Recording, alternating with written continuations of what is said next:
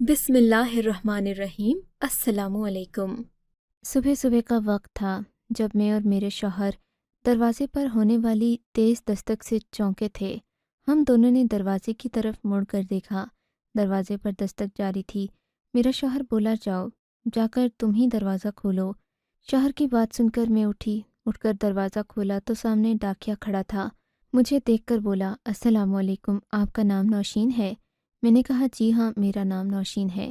اس نے اپنی بڑے سے تھیلے میں سے ایک لفافہ نکال کر میری طرف بڑھاتے ہوئے کہا، یہ لیجئے نوشین، یہ خط آپ کے نام پر لاڑکانہ سے آیا ہے۔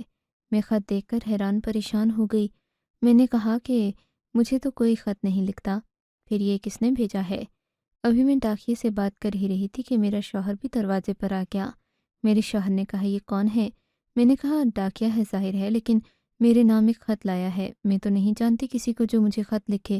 میرے شوہر نے ڈاکے سے جھپٹ کر وہ خط لے لیا اور بولا، ٹھیک ہے بھائی صاحب، آپ جائیے۔ وہ خط لے کر میرا شوہر کمرے کے اندر آ گیا۔ اب تو مجھے کچھ ڈر بھی لگنے لگا تھا، شک بھی ہونے لگا تھا۔ جس انداز سے میرا شوہر اس خط کی طرف دیکھ رہا تھا، لگتا تھا جیسے اسے مجھ پر صاف شک ہو رہا ہے۔ پھر میرے شوہر نے لفافہ پھاڑ کر وہ خط نکالا۔ بس وہ خط کیا تھا، میری بربادی کا سامان۔ اس میں لکھا تھا، نوشین، میں تمہارے لیے آج بھی تڑپتا ہوں۔ تم تو یہاں سے بہت دور چلی گئیں، پر میرا دل چاہتا ہے کہ تم ہمیشہ میرے پاس رہو۔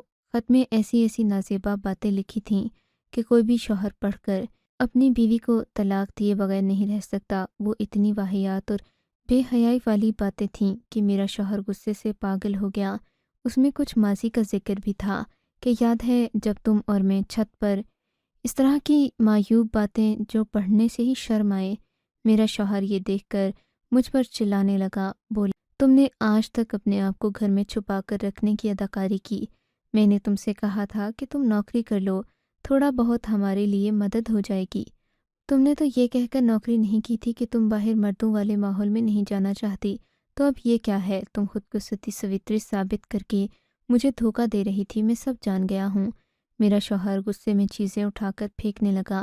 اس خط کی وجہ سے ہم دونوں کے درمیان بہت سخت لڑائی ہوئی، یہاں تک کہ میں بھی بول پڑی۔ میرے بولنے کی دیر تھی کہ میرے شوہر نے طلاق کے 3 لفظ بول کر مجھے فارغ کر دیا۔ میں اس کی شکل دیکھتی رہ گئی، پھٹی پھٹی آنکھوں سے اپنے شوہر کو دیکھتے ہوئے مجھے لگا کہ جیسے میرے سامنے کوئی درندہ کھڑا ہے۔ ابھی ہم دونوں اسی کیفیت سے باہر نہیں آئے تھے کہ دروازے پر پھر سے دستک ہونے لگی۔ میں نے باہر جا کر پھر سے دروازہ کھولنے کی ہمت تو نہیں تھی۔ میرے شوہر نے ہی جا کر غصے سے دروازہ کھولا۔ سامنے وہی ڈاک خانے والا کھڑا تھا۔ میرے شوہر نے اس پر چلاتے ہوئے کہا، اب کیا دینے آئے ہو؟ بولا، معاف کیجیے گا حضور، دینے نہیں لینے آیا ہوں۔ میرے شوہر نے حیرت سے پوچھا کہ کیا لینے آئے ہو؟ تو بولا کہ میں وہ خط لینے آیا ہوں جو تھوڑی دیر پہلے نوشین کے نام پر دے گیا تھا۔ دراصل یہ خط اگلی گلی میں ایک گھر پر دینا تھا، میں بھول گیا تھا۔ مجھے خط دینے والے نے خاص تاکید کی تھی کہ یہ میں اسی نوشین کو دوں جس کے والد کا نام سروت ہے۔ مجھے معاف کیجیے گا جی، آپ تو ان کے شوہر ہیں۔ میں تو پہلے ہی جانتی تھی، کیونکہ میرا اس طرح کا کبھی کوئی چکر نہیں رہا تھا۔ یہ صرف اور صرف میرے شوہر کی جلد بازی تھی کہ مجھے اس نے یہ خط پڑھتے ہی طلاق دے دی تھی۔ میرا شوہر حیرت بھری نظروں سے ڈاکیے کو دیکھنے لگا اور پھر اس کا گریبان پکڑ لیا۔ بولا کہ تم کو شرم نہیں آتی؟ دوسروں کے گھروں میں جھگڑا ڈلواتے ہوئے تم پورے کے پورے فسادی ہو۔ تمہاری ایک چھوٹی سی غلطی کی وجہ سے میں نے اپنی بیوی کو طلاق دے دی۔ میرا شوہر ڈاک خانے والے کو گریبان سے پکڑے گلی میں لے گیا اور جا کر اسے پیٹنے لگا۔ یہ سارا تماشا دیکھ کر آس پاس کے لوگ بھی جمع ہو گئے۔ میں سب لوگوں کے درمیان میں کھڑی ان کے سوالوں کے جواب دے رہی تھی، کیونکہ اتنی دیر میں بھی گھر سے باہر آ گئی تھی اور ظاہر ہے اب گھر کے اندر جانے کا کوئی مقصد اور معنی تھا نہیں، کیونکہ میرا شوہر تو مجھے طلاق دے چکا تھا۔ اب اس گھر میں جا کر میں کیا کرتی؟ لوگ مجھ سے پوچھنے لگے کہ کیا ہوا۔ میں نے کسی سے کوئی بات نہیں چھپائی۔ میں نے کہا کہ ایک غلط فہمی کی بنا پر میرے شوہر نے جھوٹا خط پڑھ کر مجھے طلاق دے دی۔ لوگ یہ سنتے اور اپنے کانوں کو ہاتھ لگاتے۔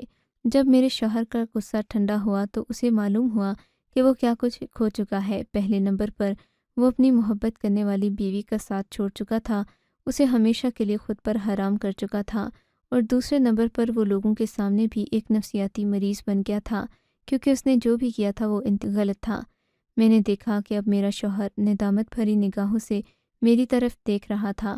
گلی میں لوگ جمع تھے، وہ میرا ہاتھ پکڑ کر مجھے اندر لے جانے لگا تو میں نے منع کر دیا۔ میں نے کہا اب آپ کس حیثیت سے مجھے اپنے گھر لے کر جا رہے ہیں؟ اب آپ میرے لیے غیر محرم ہو چکے ہیں کیونکہ آپ نے مجھے سب کے سامنے طلاق دی ہے۔ بولے کہ میں نے تمہیں سب کے سامنے طلاق نہیں دی۔ تو حجم میں سے ایک آدمی بولا کہ تم نے سب کے سامنے اس بات کا اعتراف تو ضرور کیا ہے کہ تم اس ڈاک خانے کی غلطی کی وجہ سے اپنی بیوی کو طلاق دے چکے ہو، تو اب تم اسے اپنے گھر لے کر نہیں جا سکتے، یہ تم پر حرام ہو چکی ہے۔ یہ سنتے ہی میرا شوہر پچھتانے لگا، بولا کہ یہ سب تو مجھے نہیں پتہ تھا، میں تو انگریزوں کے ملک سے آیا ہوں، وہاں تو ایسا کچھ نہیں ہوتا۔ گلی میں کھڑے سب لوگ اپنے کانوں کو ہاتھ لگانے لگے، بولے کہ ساجد صاحب نے کیسے شخص کو اپنی بیٹی دی ہے جس کو اسلام کے بنیادی قاعدے قانون کا ہی نہیں پتہ تھا۔ میرا شوہر کسی کی بات سننے والا کب تھا؟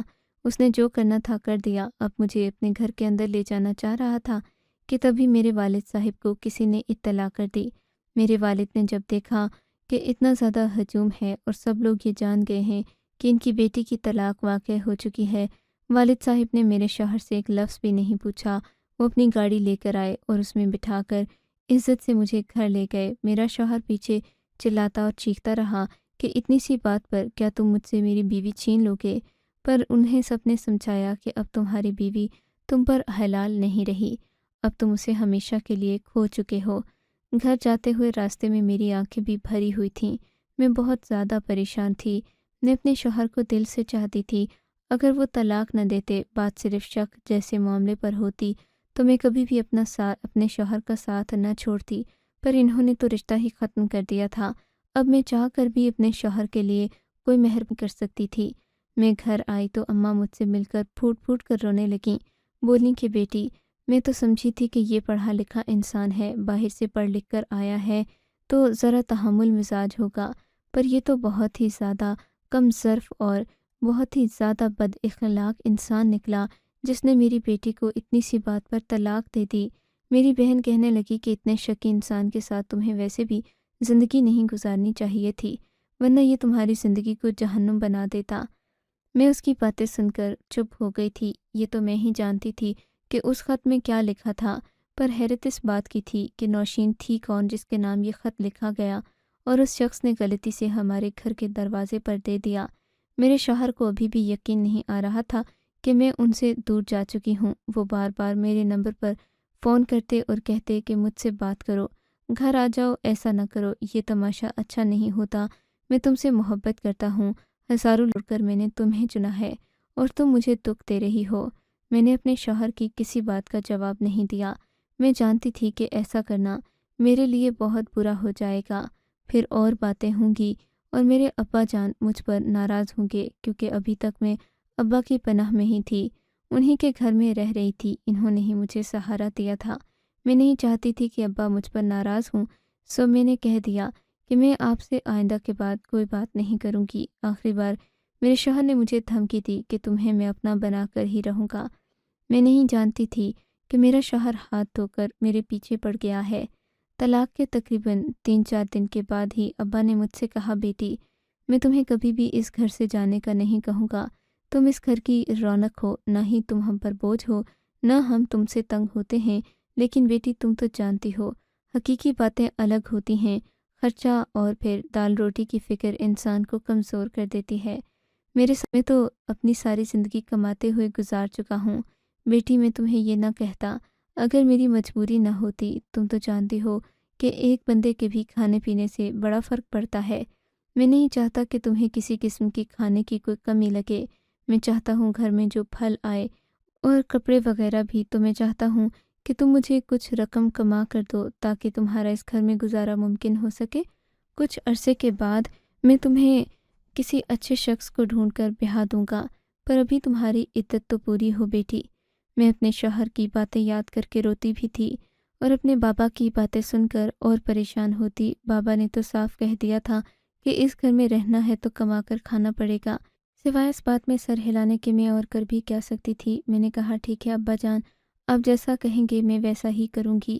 لیکن مجھے کچھ دن نوکری تو ڈھونڈنے دے دیں۔ میں نہیں جانتی تھی کہ نوکری ڈھونڈنے نکلوں گی تو میرے لیے ایک نئی مصیبت کھڑی ہو جائے گی۔ یہ میرا پہلا دن تھا جب میں اپنے گھر سے باہر نکلی تھی۔ ابا خود بھی نوکری پر جاتے تھے۔ ان کی نوکری دن کے 12 گھنٹے ہوتی تھی۔ 12 گھنٹے نوکری کرنے کے بعد ابا کے پاس سونے کے علاوہ بس 2-3 گھنٹے ہی ملتے تھے جس میں وہ ہم سے بات چیت کر لیتے تھے۔ خیر سے میں اپنے گھر سے باہر نکلی تو میں اکیلی ہی تھی۔ اس سے پہلے تو شوہر کے ساتھ نکلتی تھی، پر ابھی میں تھوڑی دور ہی گئی تھی کہ ایک کالے رنگ کی گاڑی میرے پاس آ کر کھڑی ہو گئی۔ میں سمجھی کہ گاڑی ویسے ہی سڑک کے پاس آ کر کھڑی ہو گئی ہے، پر گاڑی سے نکلنے والے آدمی جس کی شکل میں نے دیکھی نہیں تھی، اس نے یکدم آگے بڑھ کر میرے منہ پر ہاتھ رکھ دیا اور پھر مجھے گھسیٹ کر گاڑی میں ڈال دیا۔ میری آنکھوں پر کالی پٹی باندھی گئی تھی۔ میں چیختی رہی، چلاتی رہی کہ تم کون ہو، مجھے کہاں لے کر جا رہے ہو، پر کسی نے میری بات کا جواب نہیں دیا۔ اس شخص نے مجھے کافی دیر تک دبوچے رکھا جب تک کہ اس کی منزل نہیں پہنچ گئی۔ تب اس نے میرے منہ سے ہاتھ ہٹایا۔ اس کی منزل نہیں پہنچ گئی تب اس نے میرے منہ سے ہاتھ ہٹایا۔ میں تو اس شخص کو کاٹنے کے لیے دوڑنے لگی۔ میں نے کہا، ہمت ہے تو میرے ہاتھ کھولو، میں تمہیں بتاؤں گی کہ تم نے کس کو باندھا ہے۔ آگے والے شخص نے ایک قہقہا لگایا اور پھر میری آنکھوں پر سے پٹی کھول دی۔ اس شخص کو دیکھ کر میری حیرت کی انتہا نہ رہی۔ میں نے دیکھا میرے سامنے میرا شوہر ہی بیٹھا ہوا تھا۔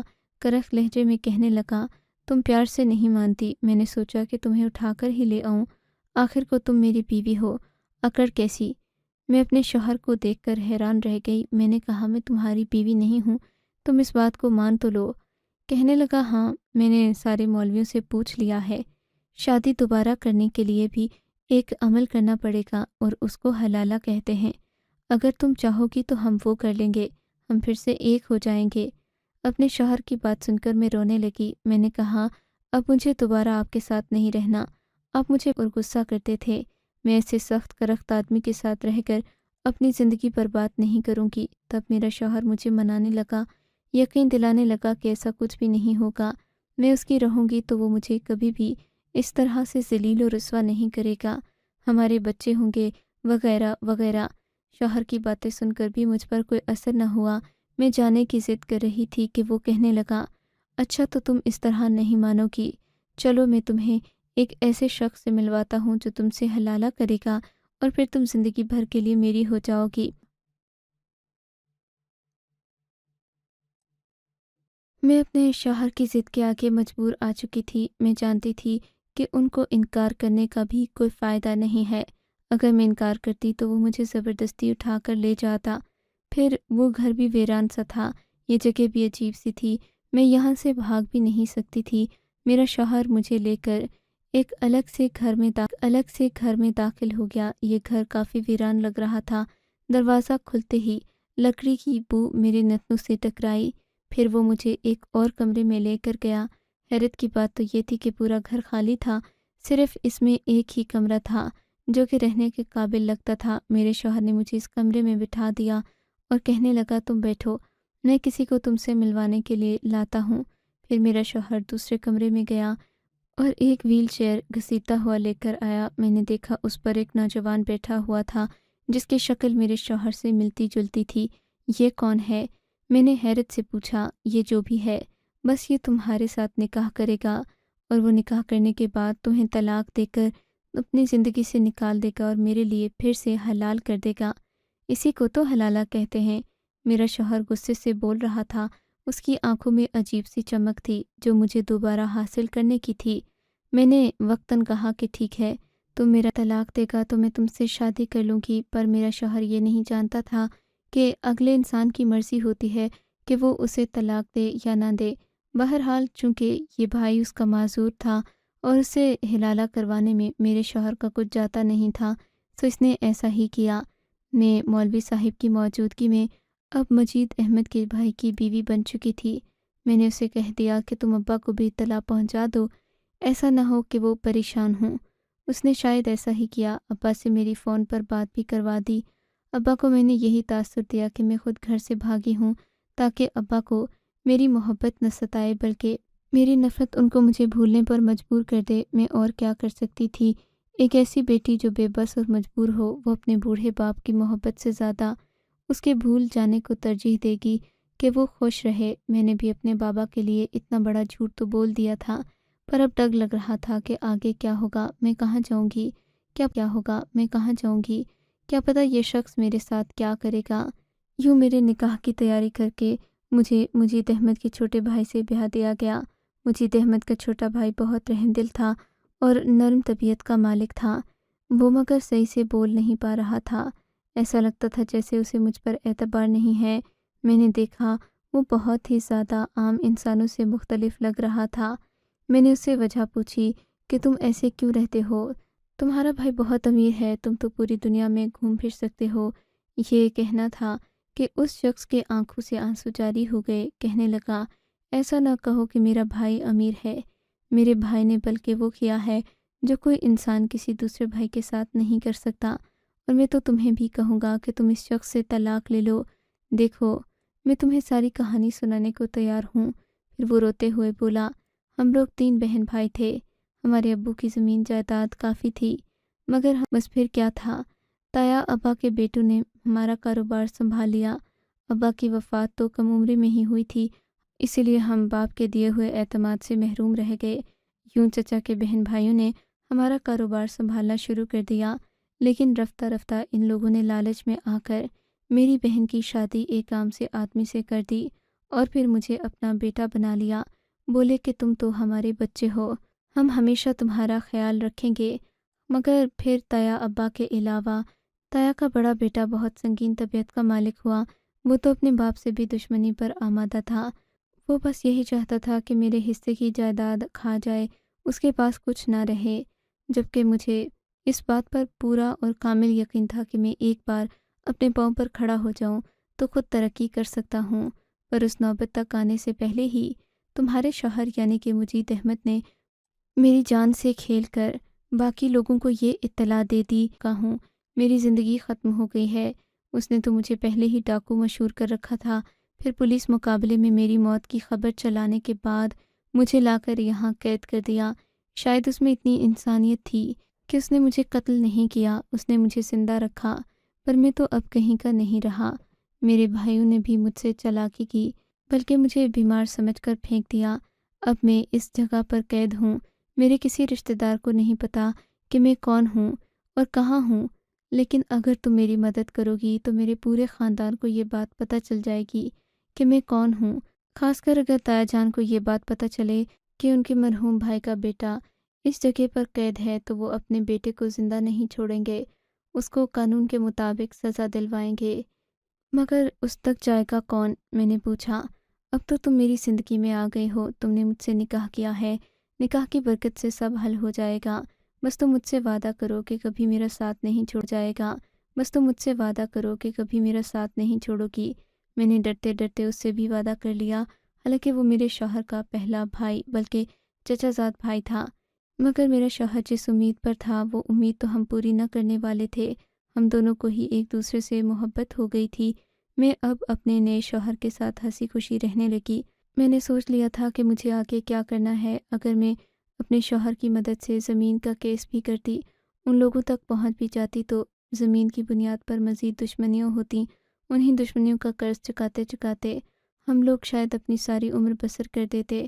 سو میں نے اپنے شوہر سے کہا کہ تم مجھے طلاق نہ دینا، نہ ہی میں تمہارا ساتھ جوڑوں گی، تو پھر ہم لوگ ہمیشہ کے لیے ساتھ رہیں گے۔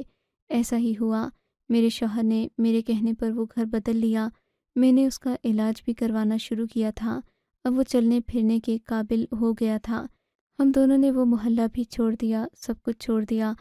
دشمنیاں زمین ہی پر ہوتی ہیں، جبکہ زمین کسی نے قبر میں لے کر نہیں جانی، اور یہی میری سب سے درخواست ہے کہ اپنی روزمرہ کی زندگی میں چھوٹی چھوٹی دشمنیوں کو ہوا نہ دے کر آپ ایک پرسکون زندگی گزار سکتے ہیں۔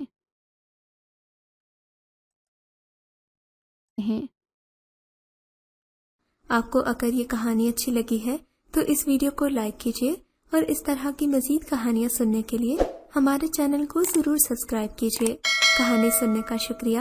آپ سے ملاقات ہوگی اگلی ویڈیو میں، تب تک کے لیے اللہ حافظ۔